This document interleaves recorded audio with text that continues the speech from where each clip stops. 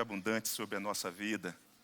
Louvado seja Deus por esta oportunidade maravilhosa, tão especial, tão graciosa da parte de Deus para a nossa vida, para o povo de Deus aqui reunido nessa noite.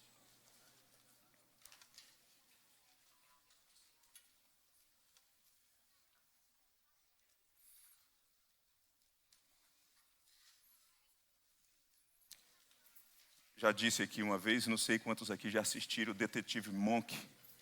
Já, né? Quem aqui já assistiu, né? Eu não aguento quando eu vejo esse negócio fora da linha aqui. Eu falo, meu Deus do céu, tem que ficar retinho. Quase que eu peço para trazer uma trena para eu medir, para saber se estão milimetricamente ajustados. Que coisa, né, gente? Que situação.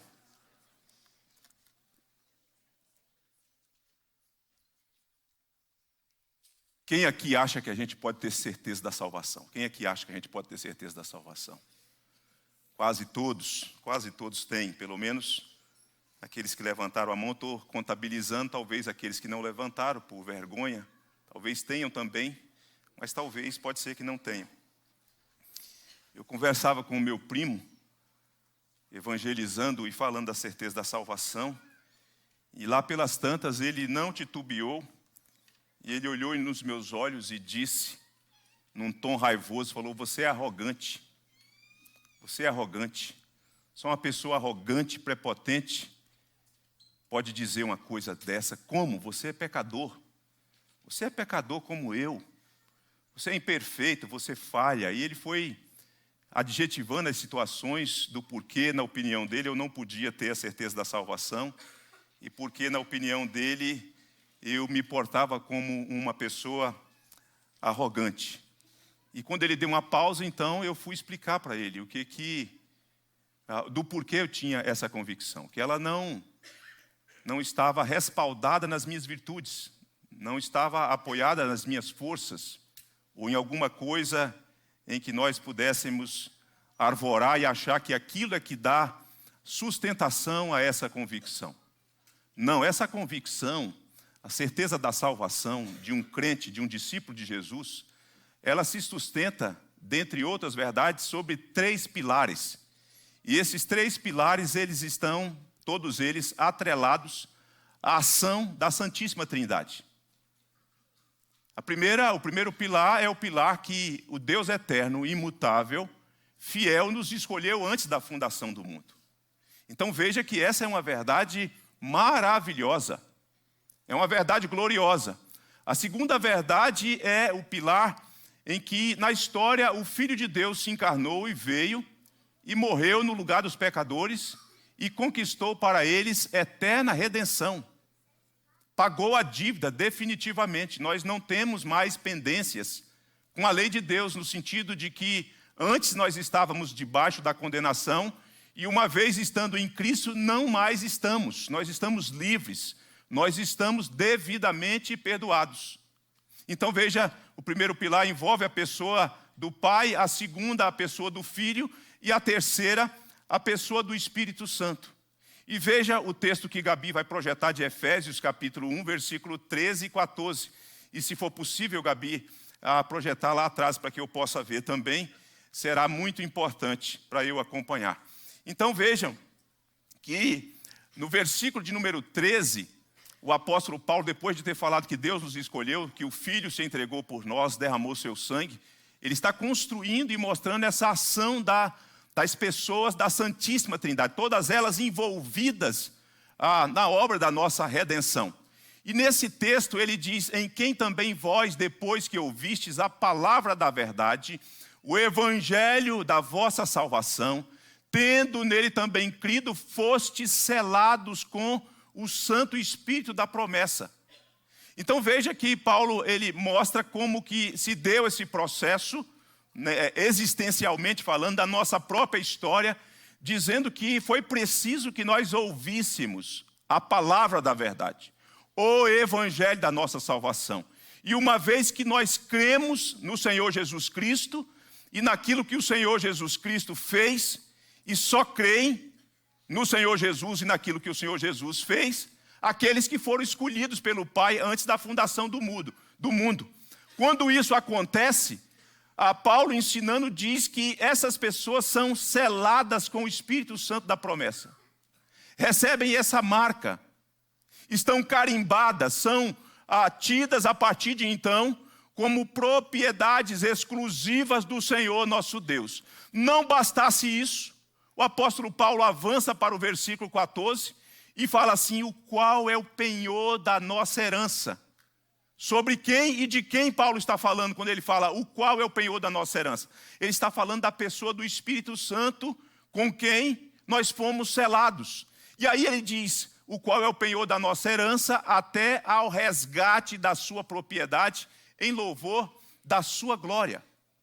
Então eu explicava para o meu primo, dizia para ele que a minha convicção não está respaldada em mim mesmo, nas minhas virtudes, nas minhas forças. Eu sou fraco mesmo, você é fraco mesmo. Nós não damos conta de cumprir o que nós prometemos tantas vezes. Nós oscilamos. Entretanto, Deus escolheu um povo, e esse povo escolhido, Jesus se entregou em favor desse povo. E esse povo pelo qual o Senhor Jesus se entregou, o Espírito vem e sela este povo. E nos é dado como penhor, como garantia. Até quando? Até ao resgate do louvor da sua propriedade. Não nos é dado o Espírito Santo como penhor circunstancialmente, de acordo com as suas virtudes. De repente, se você for fiel nessa e naquela situação, ele é dado como penhor. Não, ele é dado como penhor, como garantia, como que, numa palavra para dizer, eu não volto atrás. Vocês podem até oscilar e tantas vezes vocês oscilam. Vocês podem até titubear e tantas vezes vocês titubeiam. Mas eu não volto atrás. Toma aqui o meu Espírito Santo como penhor, como garantia, até o resgate da sua propriedade. Então eu procurei mostrar para ele que a minha convicção não estava atrelada a mim mesmo, mas nas pessoas benditas da Trindade, no Pai, no Filho e no Espírito Santo. E sabe, queridos, vocês podem ter essa certeza, vocês devem ter essa certeza. É verdade que, em muitos casos, isso não acontece do dia para a noite. Às vezes uma pessoa crê no Senhor Jesus, e aquela fé é verdadeira porque foi gerada pelo Espírito Santo, mas por não compreender, por não concatenar todas as verdades que estão atreladas à pessoa do Senhor Jesus e à obra do Espírito Santo, do Espírito de Cristo, então às vezes essa pessoa ainda não está municiada desta convicção. Então às vezes ela tem dúvida mesmo. Mas à medida que ela cresce na graça e no conhecimento do Senhor Jesus, ela vai percebendo o quanto isso faz sentido e o quanto isso é substancioso, sólido, e então ela vai crescendo numa convicção inabalável sobre aquilo que Deus a deu enquanto salvação em Cristo Jesus. Vejam o que o apóstolo Paulo disse na sua carta aos Filipenses, no capítulo 1, no versículo 6. Olha só que beleza que nós encontramos. Paulo diz assim: estou plenamente certo. Não há lacuna, não há uma brecha sequer para que Paulo tivesse dúvida. Ele fala: estou plenamente certo de que aquele que começou boa obra em vós há de completá-la até o dia de Cristo Jesus. Quantas vezes nas nossas cidades, especialmente nas cidades grandes, nós encontramos construções inacabadas. Foram interrompidas, às vezes, por uma questão judicial, uma pendência, porque não atenderam, talvez, os regulamentos estabelecidos por aquele lugar, aquela cidade, aquele estado, no nosso caso, no Distrito Federal. E houve, então, foi embargada a construção, foi interrompida. E então o processo do tempo começa a deteriorar aquela construção. E ela vai se acabando. E daqui a pouco ela atrai insetos e roedores e bichos do tipo. E não conclui-se. E nunca mais é feito algum tipo de empreendimento para retomar aquela construção. Nós, entretanto, uma vez alcançados o apóstolo Paulo vai dizer, olha, eu estou plenamente certo de que aquele que começou boa obra em vós, há de completá-la até o dia de Cristo Jesus. A obra que Deus iniciou em nós, na pessoa bendita do Espírito Santo, não ficará emperrada. Às vezes nós olhamos e às vezes a gente até pensa assim, será que a coisa está acontecendo? Ela está acontecendo. O Espírito Santo está dando acabamento final, está burilando em nós a imagem de Cristo, está trabalhando em nós esta nova vida. Nós podemos ter essa convicção, queridos. Prepotência seria você pensar que a sua convicção se apoia em você mesmo, nas suas virtudes, nos seus méritos, nas suas obras. Aí sim seria uma prepotência, seria um tipo de arrogância. Mas nós fomos despidos da couraça ou da roupagem da autoconfiança e levados a confiar inteiramente no Senhor Jesus e na obra que o Senhor Jesus realizou em o nosso favor na cruz do Calvário. Judas, quando está escrevendo a sua pequenina carta, no versículo de número 1 e no versículo 24, vejam só o que Judas diz. Judas, servo de Jesus Cristo e irmão de Tiago, grife isso na sua Bíblia, aos chamados, porque aqueles que foram escolhidos, Deus chama pelo Evangelho. Aos amados em Deus Pai, e olha só, e guardados em Jesus Cristo. O Antigo Testamento, especialmente nos Salmos, usa muito a figura do refúgio, para mostrar que os crentes estavam blindados, usando a metáfora de uma construção, de muralhas, de castelos. Só que o Novo Testamento, quando toma essa figura do Antigo Testamento, dá uma outra roupagem para ela, falando que nós estamos escondidos em Jesus. Estamos guardados no Senhor Jesus. E o maligno não pode mais nos tocar, nós somos dele. Nós somos propriedades exclusivas dele. Agora veja só, quando Judas está para fechar sua carta, no versículo 24, olha só o que ele diz. Lá atrás nós vimos aos chamados, aos amados, aos guardados, e agora ele diz assim, ora, aquele que é poderoso para vos guardar de tropeços, e para vos apresentar com exultação, imaculados diante da sua glória. O Deus que nos amou e que nos salvou em Cristo e que nos selou com a pessoa bendita do Espírito Santo, a Bíblia está dizendo que Ele é poderoso para nos guardar. Ele não tem uma fagulha de poder. Ele não é detentor de uma fração de autoridade. Ele tem todo o poder, toda a autoridade. Nada nem ninguém pode nos arrancar do Senhor Jesus. Quem está comigo aqui? Pelo amor de Deus. Amém. Olha quando Paulo está escrevendo a sua carta aos Coríntios, no capítulo 1, versículos 7 e 8. E depois nós podemos colocar também o 9, Gabi. Ele vai dizer assim, ó, de maneira que não vos falte nenhum dom, aguardando vós a revelação de nosso Senhor Jesus Cristo. Versículo 8. O qual também vos confirmará até ao fim, para serdes o quê? Irrepreensíveis no dia de nosso Senhor Jesus Cristo. Versículo 9. Fiel é Deus, pelo qual fostes chamados à comunhão de seu Filho Jesus Cristo, nosso Senhor. Charles Spurgeon, quando está trabalhando esse texto, ele vai dizer, olha, quando Deus fala que Ele é poderoso para nos confirmar, nos levar de um modo irrepreensível, nos confirmar de modo irrepreensível no dia de Cristo Jesus, quando ele olha para o versículo 9, fiel é Deus. Spurgeon está dizendo o seguinte, ele diz o seguinte, olha, isso só acontece, só acontecerá porque Ele é fiel. E Ele não falha em nenhuma, sequer de suas gloriosas promessas. Em nenhuma de suas gloriosas promessas.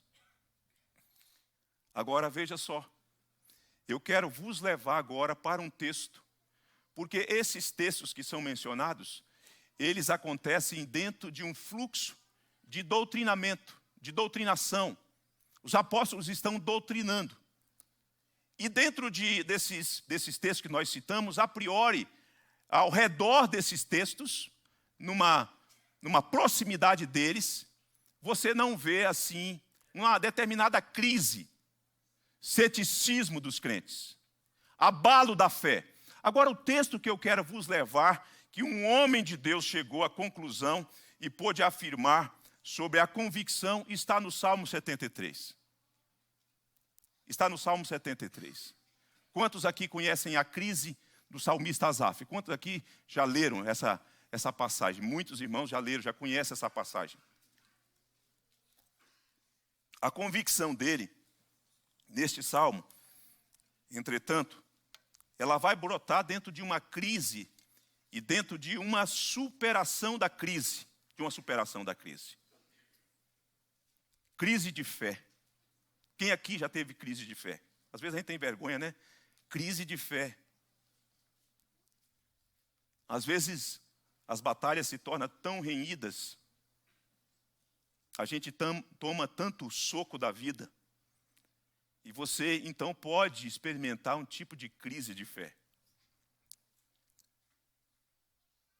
Recentemente eu pegava a minha filha no hospital, e aí quando ela entrou no carro, ela falou assim: estou cheia de hematomas. Estou cheia de hematomas. E em razão do tratamento que ela faz, eu falei: uai filha, o que houve hoje aí? A punção não deu certo, o que aconteceu? Os seus colegas de profissão erraram aí.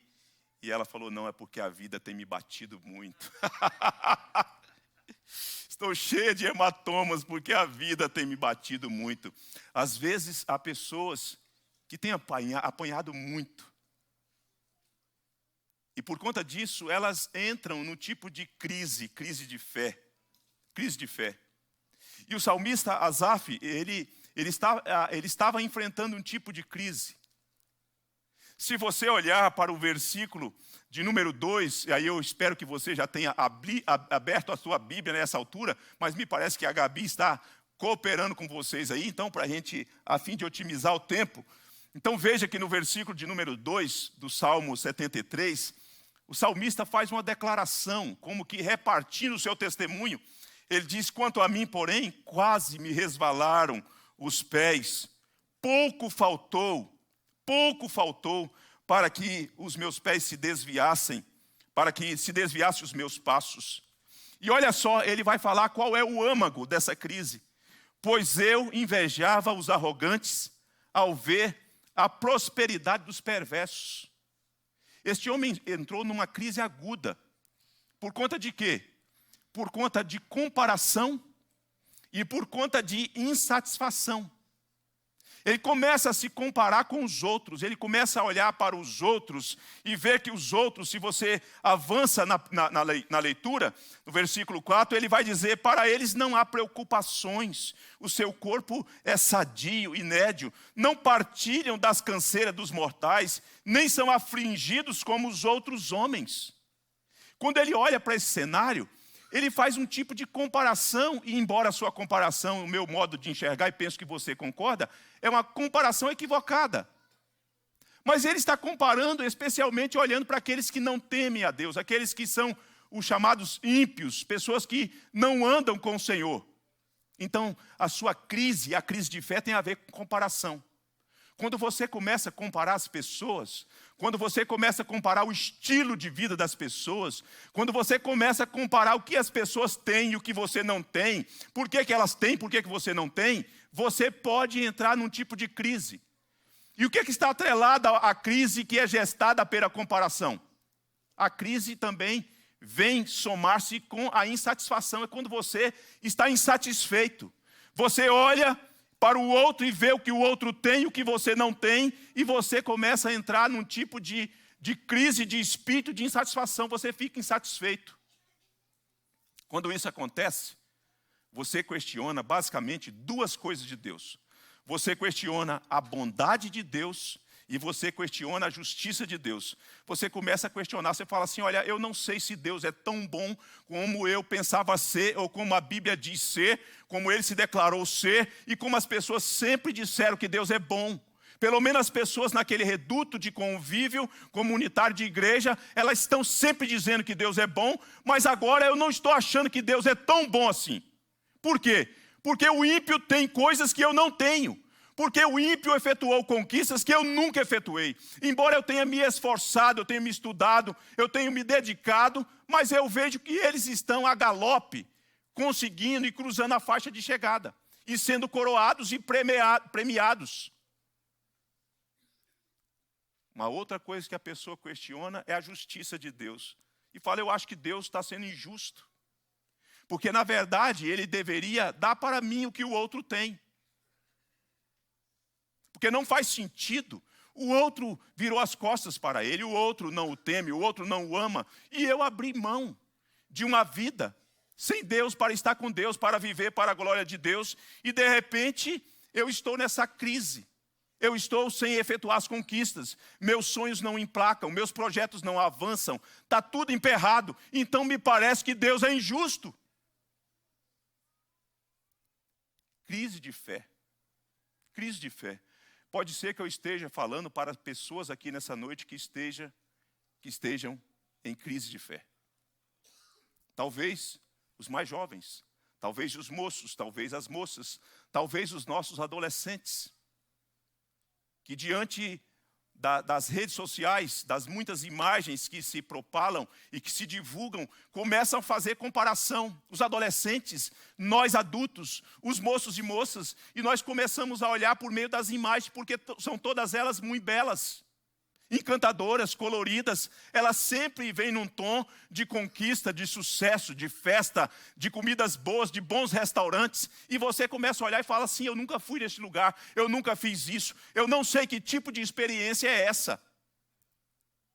E uma crise dá uma sacudida em você e você começa a entrar e a cultivar a possibilidade de um espírito cético, de dúvida. E começa a pensar, eu acho que não está valendo a pena. O salmista chega a falar isso. Ele chega a falar isso.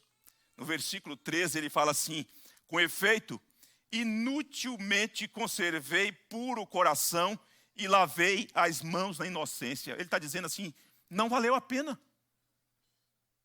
Eu abri mão de um estilo de vida, de uma vida pecaminosa, mas que tinha lá o seu glamour, os seus prazeres, e de repente, isso está sendo inútil.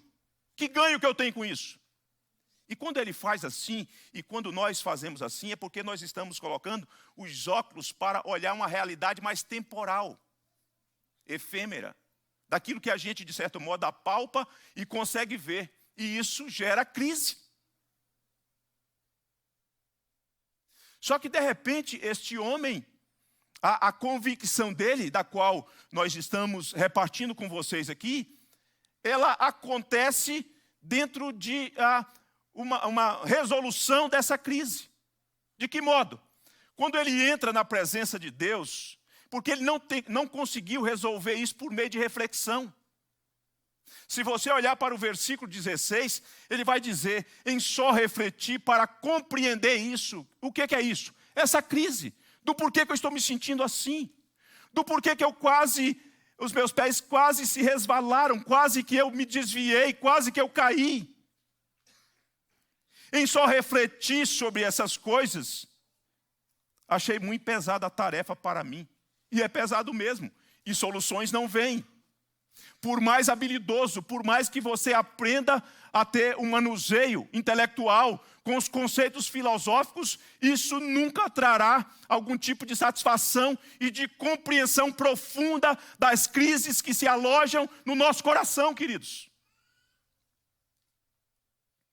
Mas há uma experiência na presença de Deus e com Deus que resolve isso. Porque o versículo 17 diz assim, até que entrei no santuário de Deus. Até que entrei no santuário de Deus. E é aqui que tem a virada. É aqui que a sua vida tem uma guinada.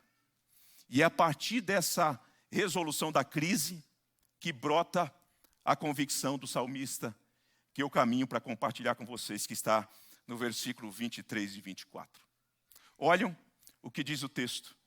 Todavia, depois de resolver essa crise, depois de ter uma compreensão agora para além dos horizontes temporais, depois que ele consegue agora colocar os óculos para enxergar uma realidade agora eterna, duradoura, permanente, quando isso acontece, ele agora está voltando à sensatez, à prudência, ao bom senso, e aí essa convicção fica ainda mais aflorada de fé, de confiança. Ele diz: todavia, estou sempre contigo. Tu me seguras pela minha mão direita. Tu me guias com o teu conselho e depois me recebes na glória. Depois da crise vencida, este homem deixa essa pérola para nós. São 3 verdades. A primeira, ele está dizendo: tu me seguras. Tu me seguras.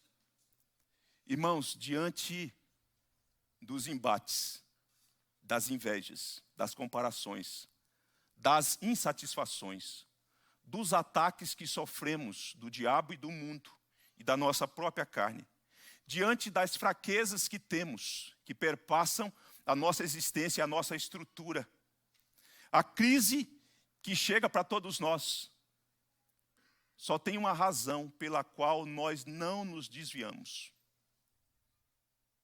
Não é porque você é muito bom, não. Não é porque você é calvinista, presbiteriano, não. Não é porque você arvora e bate no peito e se gaba: eu tenho a melhor teologia. Não é por isso, não. Isso é bom para alimentar o nosso intelecto, para nos ajudar a entender e a explicar por que nós cremos assim e não daquele outro jeito.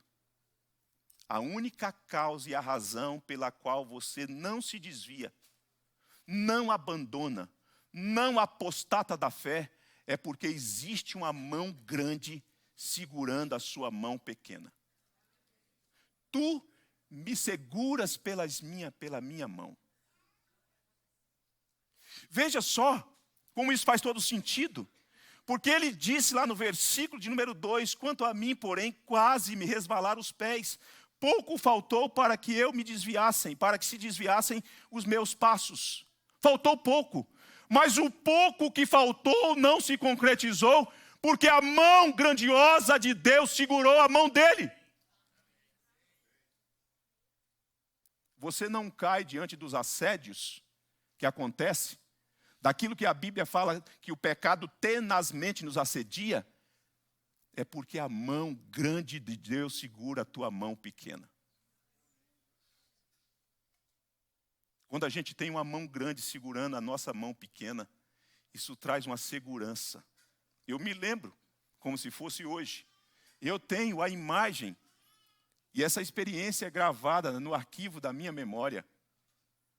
Quando meu pai adentrava para o curral para tirar leite diante daquelas vacas grandes, chifres compridos, animal amedrontador para uma criança. Eu queria estar lá com ele, mas ele sabia que existiam os riscos. E ele então vinha até a porteira e me pegava.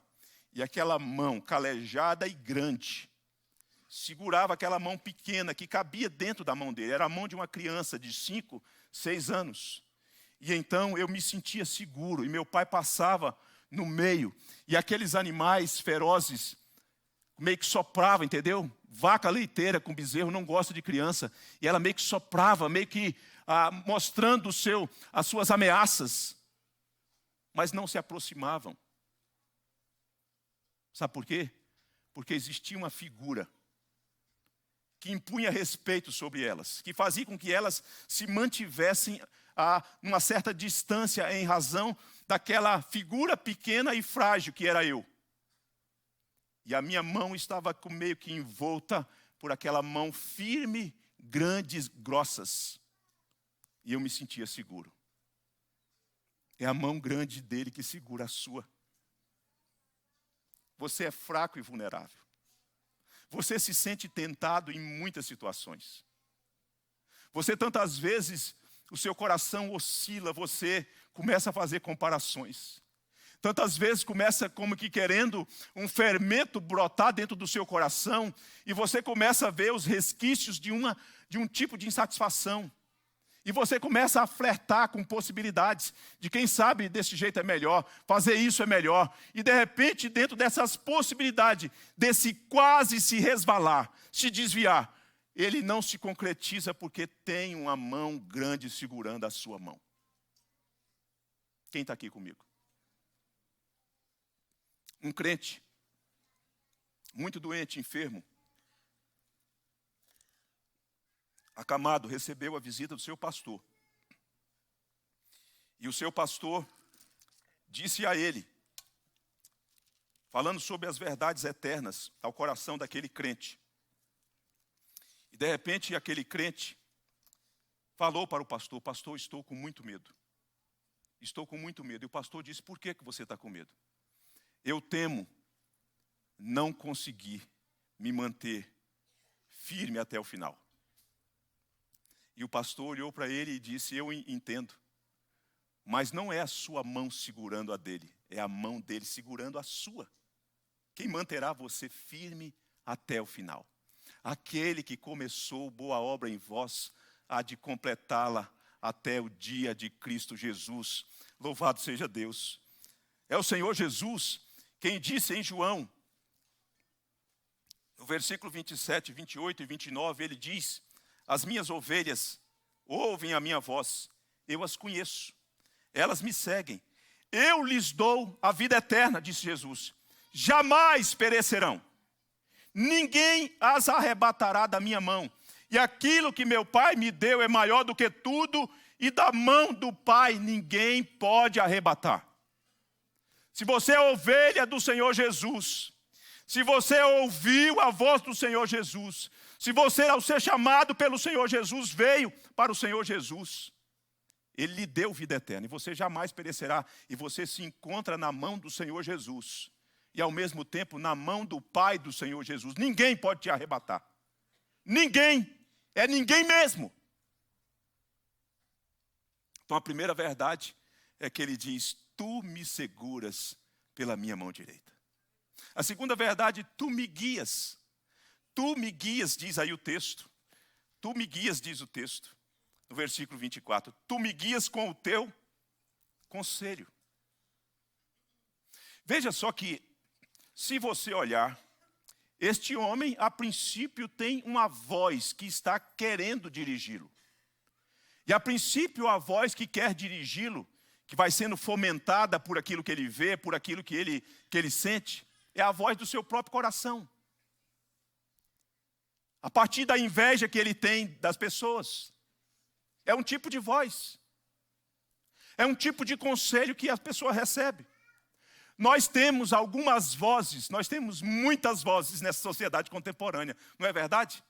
Mas nós temos muitas vozes, ou 3 vozes, que querem nos doutrinar. Primeiro, é a voz do nosso próprio coração. Faz o que você quer fazer. Busque a sua felicidade. Não se importe com aquilo que as pessoas estão dizendo, você merece ser feliz.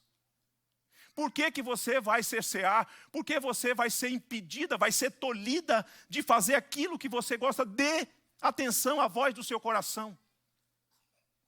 Um outro tipo de voz é a voz do mundo. O mundo. A influência do mundo.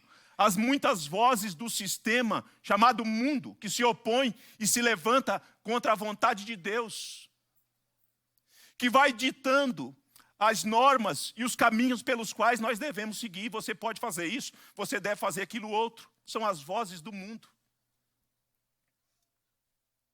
Só se lembra aqueles que devem ter a minha idade, 50, 51.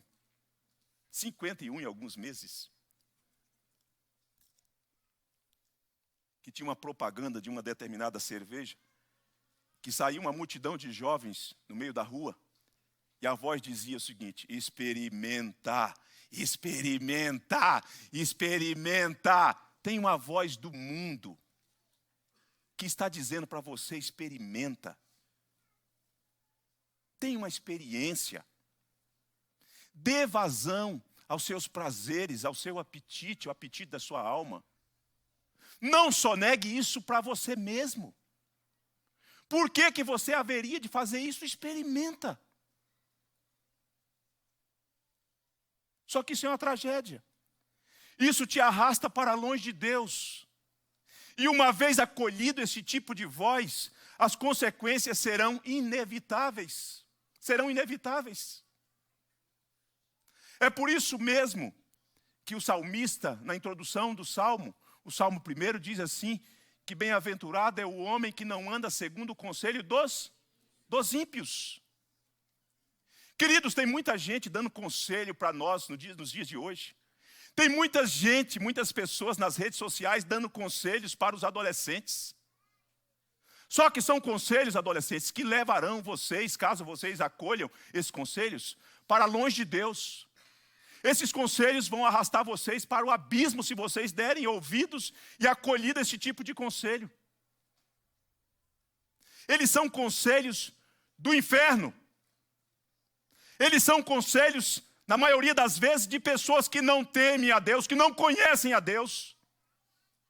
Mas elas estão lá, nas redes sociais, dizendo o que você tem que fazer, por que você tem que fazer. E quanto mais tempo você passa nas redes sociais, rolando a telinha, ouvindo mais um videozinho, mais um cortezinho, porque é rápido, o negócio é rápido e é um volume grande. São vozes.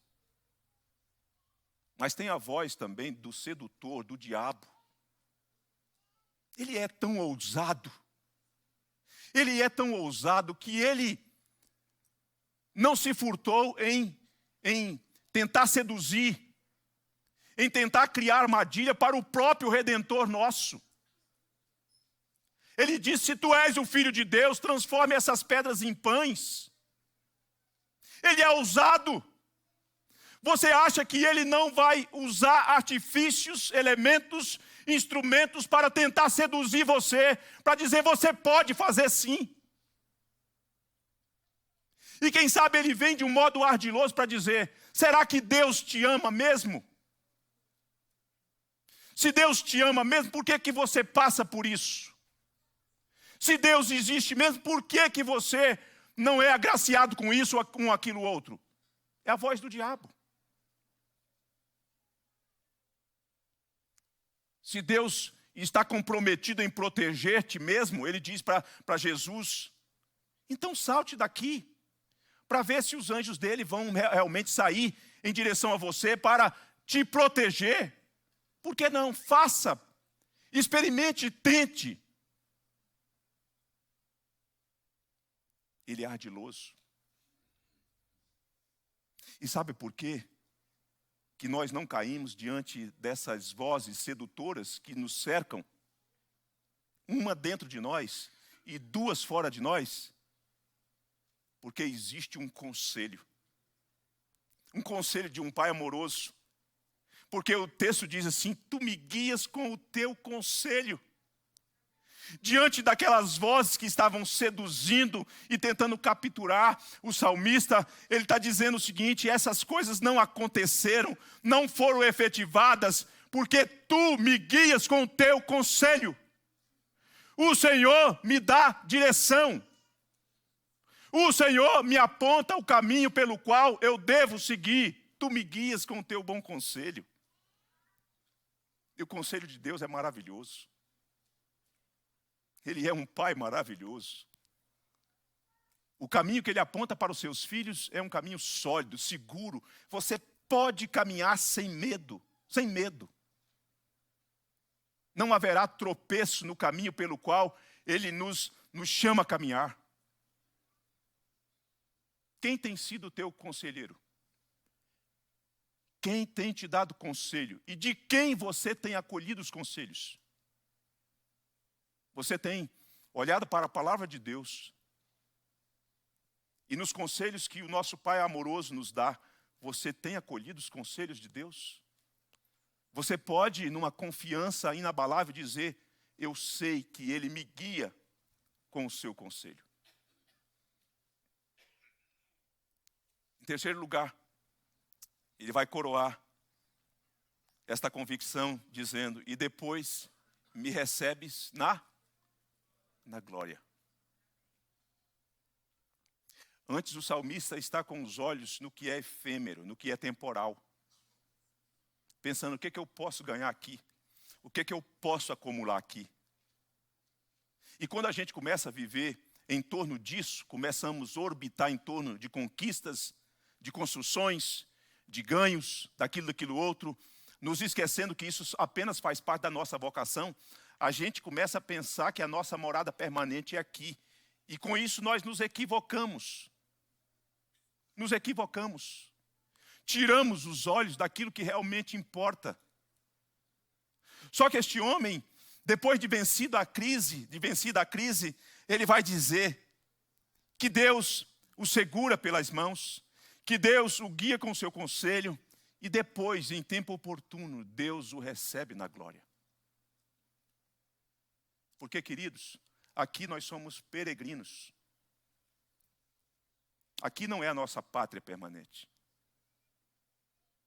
A nossa pátria permanente, duradoura e eterna é os céus, de onde aguardamos o nosso Senhor e Salvador Jesus Cristo. Isso é tão sólido, tão importante, que depois disso tudo, este homem, ele avança com essa mudança de foco. Quando acontece essa mudança de foco, quando ele agora pode revelar uma fé madura, uma fé experimentada, e daí no versículo 26 ele diz assim: ainda que a minha carne e o meu coração desfaleçam, Deus é a fortaleza do meu coração e a minha herança para sempre. Ele está falando agora com essa outra perspectiva, com essa fé madura, dizendo: olha, ainda que o físico venha a definhar, ainda que o físico venha a perder o seu vigor, Deus é a fortaleza do meu coração. Deus é a minha herança para sempre. Muitos de vocês já ouviram eu contar aqui, e essa semana eu agrego mais um item.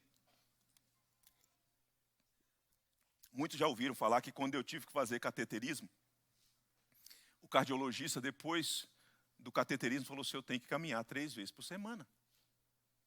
E você sabe que quando você vai ao cardiologista, você que é sedentário, e o cardiologista fala: olha, tem um negócio aí dentro colapsando, hein?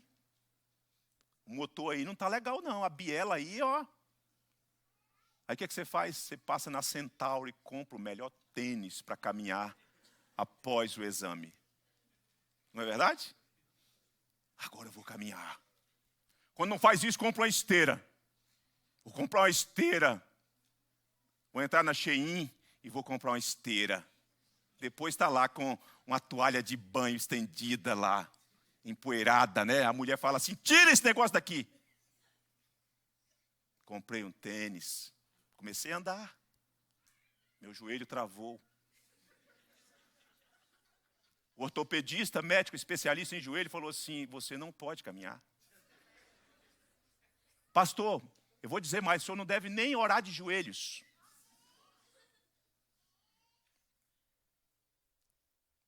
Depois de fisioterapia, as coisas melhoraram. E mais recentemente, em fevereiro, eu fui para a academia. Maravilhoso. Não é maravilhoso de amor, não. Maravilhoso dos efeitos. Eu não amo academia. Até suspeito que os crentes que falam: eu amo academia, eu suspeito, deve ser mentiroso esse infeliz. Porque não é possível que só eu que não gosto. Semana retrasada, minha coluna travou. 3 noites sem dormir. Muita dor. Não tinha uma posição. Não tinha uma posição. Eu falei: meu Deus, cateterismo, joelho, agora coluna. O que vai vir daqui a pouco? Não sei. O seguro já foi feito para a Patrícia. A Previdência Social está em dia.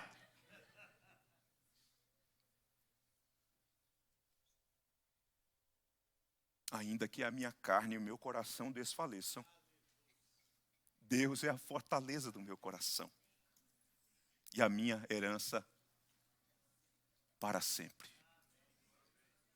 De modo que quando esse homem termina esse salmo, ele diz: quanto a mim, bom é estar junto a Deus. No Senhor Deus ponho a minha confiança para proclamar a sua salvação. Você pode ter a certeza da vida eterna. Você pode ter convicção quanto à vida eterna. Pastor, o que eu tenho que fazer? Em primeiro lugar, você tem que crer no Senhor Jesus. Você tem que crer naquilo que o Senhor Jesus realizou na cruz do Calvário. Em crendo, disse o Senhor Jesus, é verdade mesmo. João 6,47. Quem crê em mim tem a vida eterna. Que o Senhor Jesus te abençoe. Que o Senhor Jesus te alcance nessa noite. Que o Senhor Jesus lhe conceda a bênção de descansar e repousar seguro. Em o nome dele. Amém.